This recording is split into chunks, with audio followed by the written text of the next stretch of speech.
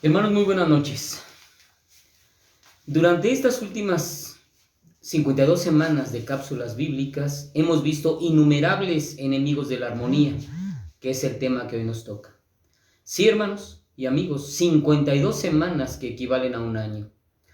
Los hemos visto, estudiado, los hemos comprendido y nos hemos percatado que podemos vencerlos cada día, siempre y con la única ayuda de Dios. Y claro, haciendo lo que tenemos que hacer cuando lo tenemos que hacer. Lamentablemente muchas veces bajamos la guardia y caemos en pecado, lo que ocasiona que nuestra comunión con Dios se vea interrumpida y afectada. Pero, ¿por qué caemos derrotados por el pecado? Muchas veces por desánimo, por descuido, por debilidad espiritual, por distractores del mundo. También caemos en pecado por malas decisiones. Y esto ocurre en un momento, en un instante. Dejamos de mirar al Señor Jesucristo y volteamos para otra parte. Inclusive nos vemos a nosotros mismos o hacemos más caso a las circunstancias y vienen las malas decisiones y nos hundimos en el pecado, metafóricamente hablando. Y si nos hundimos, como le ocurrió al apóstol Pedro, cuando se bajó de la barca en medio del mar, cuando caminaba hacia Cristo, se descuidó un instante, volteó a ver el oleaje y la tormenta, dejó de ver al Señor y empezó a hundirse, como lo podemos estudiar ahí en Mateo 14, del 22 al 33. Pero bien, como les decía, hay muchos enemigos de la armonía que vienen siendo nuestros acérrimos enemigos de igual manera. Afectan nuestra vida, nuestra comunión con Dios, nuestras familias, nuestras relaciones y aún nuestra salud, o sea, prácticamente todas las áreas de nuestra vida. Por eso es que el mundo está tan deteriorado, por eso hay tanta maldad, tanta delincuencia, hay vidas destruidas, relaciones desquebrajadas, hay vidas y almas quebrantadas, familias disfuncionales y familias destruidas, sociedades en decadencia y más, mucho más. Y esto es porque muchas veces no conocemos o no confiamos en la palabra de Dios. Es por eso que en esta hora veremos como enemigo de la armonía la desconfianza en la palabra de Dios. Y utilizaremos el mismo método que hemos utilizando las últimas semanas, los últimos meses, que es cómo opera y cómo podemos vencerla. La desconfianza en la palabra de Dios.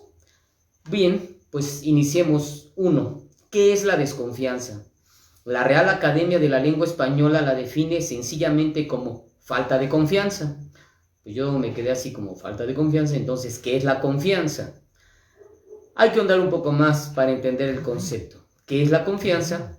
Es la seguridad firme que alguien tiene hacia otra persona o hacia otra cosa. Entonces, la desconfianza viene a ser la inseguridad que se tiene hacia otra persona u otra cosa. Por lo que hoy veremos la inseguridad que algunas personas tienen de la palabra de Dios. ¿Cómo opera la desconfianza? Bien, ahora sabemos que la desconfianza es la inseguridad ante una persona o cosa. Pongamos un ejemplo. Cuando conocemos a una persona y entablamos una conversación por primera vez, obviamente no le contamos toda nuestra historia, no le damos nuestro número telefónico ni nuestra dirección, etc. Porque protegemos nuestra seguridad e integridad. Nos reservamos porque de no hacerlo nos sentiríamos inseguros, estaríamos vulnerables y esto porque no le conocemos lo suficiente. Estamos siendo cautelosos y prudentes. Un ejemplo más.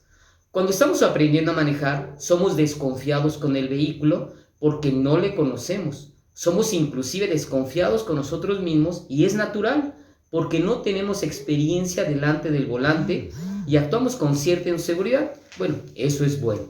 Somos prudentes y cautelosos, lo cual se va superando paulatinamente conforme pasa el tiempo. ¿Cómo? Adquiriendo práctica, conocimiento del vehículo, sabiendo cómo se comporta en diferentes circunstancias, vamos obteniendo esa confianza sin perder siempre la prudencia y manejando a la defensiva. Bueno, eso debería ser siempre, pero se nos olvida, ¿no? Pero, ¿qué pasa con la Biblia? ¿Qué pasa con la palabra de Dios? Así como con otras personas o cosas, hemos sido desconfiados ante ella. Primero, porque no la conocemos o no la conocemos lo suficiente. ¿Cómo es esto? Bueno, podríamos no saber que tiene más de 3,000 promesas para los que han creído en Jesucristo como su Salvador. Inclusive, no reconocemos que fue el mensaje escrito de Dios para los hombres. Ahí están sus testamentos, para usted y para mí. En la Biblia está escrita la herencia incorruptible que deberíamos disfrutar desde el día de hoy. Ignoramos muchas veces que ha sido inspirada por Dios y que Dios utilizó a seres humanos como usted y como yo para plasmar su mensaje. O sea, Dios planeó la Biblia y usó como instrumento a seres humanos aprovechando su carácter y aptitudes y las circunstancias, el contexto histórico, para que quedara evidencia de su amor para todos los hombres. También ignoramos que es un manual de vida, perfecto y sin errores. Y ahorita veremos por qué. Entonces, ¿cómo opera la desconfianza en la palabra de Dios? Opera por el desconocimiento del mensaje de Dios. Opera porque no tenemos el suficiente acercamiento a la Biblia. Opera por inseguridades propias del ser humano ante Dios. Opera por causa del pecado en el hombre. Opera porque nos damos cuenta que ahí hay un compromiso delante de Dios y muchos no lo han querido aceptar. Opera también por la incredulidad que impera en estos días y que siempre ha existido. La desconfianza opera porque muchas veces confiamos en nuestras propias fuerzas o nuestros propios recursos, y cuando estamos en lo profundo del pozo de la desesperación es cuando buscamos a Dios como último recurso, cuando debería ser la primer puerta que deberíamos tocar en tiempos difíciles o de aflicción. El vivir fuera de la voluntad de Dios nos lleva a vivir sin un propósito. Las personas viven por vivir y tristemente no saben que en Dios siempre hay propósitos eternos y propósitos de vida. Nos lleva a pisar suelos frágiles, nos lleva a tomar malas decisiones, pues no hacemos caso al manual perfecto. Hay veces que no sabemos qué decisión tomar. Y esto nos lleva a hundirnos más y más en nuestros problemas.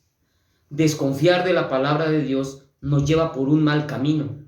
Por cierto, ¿sabía usted que en la Biblia hay más de 190 citas donde habla la seguridad y la rectitud de sus caminos? Y lo compara con los torcidos caminos del hombre que nos llevan a destinos de fatalidad y destrucción.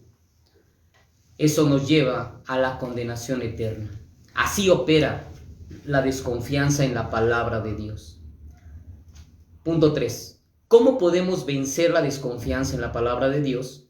Si regresamos rápidamente a nuestros ejemplos, aunque son muy coloquiales, para el tema que nos ocupa, pueden ser muy prácticos. Inciso A. ¿Cómo confiamos en una persona? Bueno, conociéndola mejor, tratándola. Podríamos tomar la decisión de alejarnos o cultivar esa relación. ¿Cómo confiamos al conducir? Bueno, con la experiencia, poco a poco, con el tiempo, conociendo cómo se comporta el vehículo y nosotros aprendiendo técnicas de manejo. Eso nos ayuda. Esto es un proceso. Y lo mismo, hermanos y amigos, pasará con la Biblia. Entonces, ¿cómo confiar en la palabra de Dios?